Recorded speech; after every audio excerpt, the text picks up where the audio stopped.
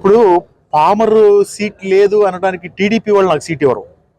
ముఖ్యంగా జగన్మోహన్ రెడ్డి గారు సీట్ ఇస్తారు. నేను ఈ నాలుగున్నర సంవత్సరాలకు పైగా జగన్మోహన్ రెడ్డి గారి నాయకత్వంలో ఈ పామరు శాసనసభ్యుడిగా పనిచేశాను. జగన్మోహన్ రెడ్డి గారి నాయకత్వంలో నడుస్తా ఉన్నాను. జగన్మోహన్ రెడ్డి గారి మీద నాకు విశ్వాసం ఉంది, ఆయన నా మీద నమ్మకం ఉంది. నాకు ఏ రోజు సీట్ ఇవ్వనని చెప్పి ఆయన చెప్పలేదు. నేను ఎప్పుడు కలిసినా కానీ బ్రహ్మాండంగా మీరు గతంలో కంటే నువ్వు బ్రహ్మాండంగా పనిచేయాలి, మంచి మెజారిటీతో గెలిచి రావాలని చెప్పి ప్రతిసారి చెప్తా ఉన్నాడు.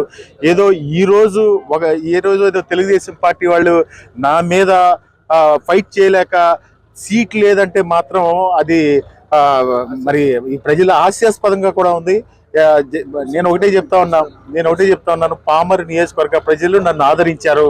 మళ్ళీ 2024 సంవత్సరంలో జగన్మోహన్ రెడ్డి గారి విధానాన్ని తీసుకుని జగన్మోహన్ రెడ్డి గారి అడుగులో అడుగేస్తూ పామరు నియోజకవర్గంలో పోటీ చేస్తాను.